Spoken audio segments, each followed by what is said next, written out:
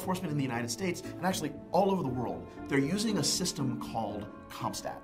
If you use it correctly, it tracks crime data, identifies patterns, and that way you can hold yourself accountable to public safety goals. All over the world, we're creating these kinds of accountability metrics for crime.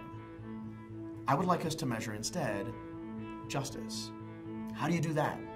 Well, you can measure the disparities, the burdensome policing, as well as you measure the crime. And I said instead, I should say, in addition to. There's no reason to not measure the crime, but I'd like to measure justice as well. I can measure not just the disparity, but the portion of the disparity that most likely belongs to law enforcement. And that way, you've got a metric that you're optimizing for that says, I don't want to unnecessarily be stopping these folks. I don't want to be doing it disproportionately and unfairly. And I can hold myself to reducing those disparities as much as it's on me to be able to do that.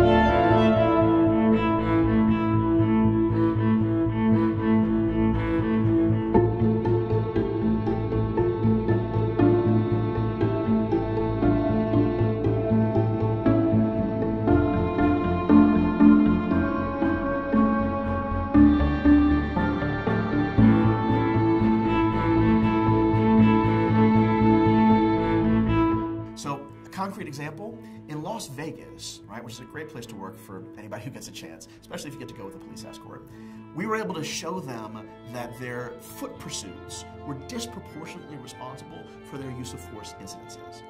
Why would that be? Well, if I'm in a foot pursuit, right, my adrenaline is going through the roof, my heart rate is pumping, and I know that the person I'm chasing is a bad guy. Because if I'm a cop, I think, who the heck runs from cops other than bad guys? Now, what that really means in actuality, even if the bad guy gives up at the end, they may be getting a shot to the kidneys for the price of making them run. So once we were able to show Las Vegas Metro that that's what was going on, they, along with their community, said, oh, we can change that. We can train the officers to just like count to 10. The basic things you're supposed to do in a relationship so you don't yell at people, slow down, deep breaths, even don't touch the person before backup shows up. And the following year, that community and law enforcement collaboration produced a 23% reduction in police use of force across the board, not just foot pursuits. And that's become a national model throughout the United States for how you train on these issues.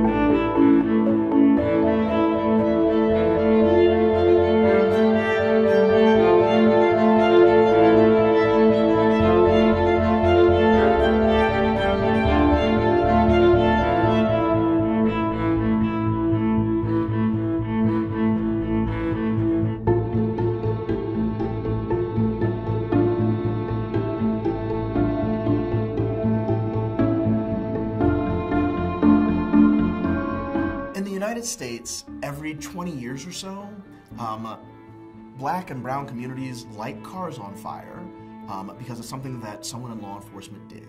And frequently, it's more than one city. It's almost impossible for the elites to see it until it's right there in blazing fire in front of them because of the disconnect between these communities who've been under this strain for generations.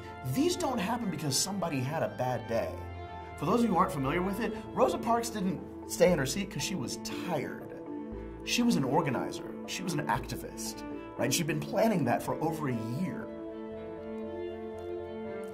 As we talk about moving into a world in the fourth industrial revolution where integrated systems are necessary for economic survival, it would be absurd of us not to recognize that integrated societies are necessary for societal progress.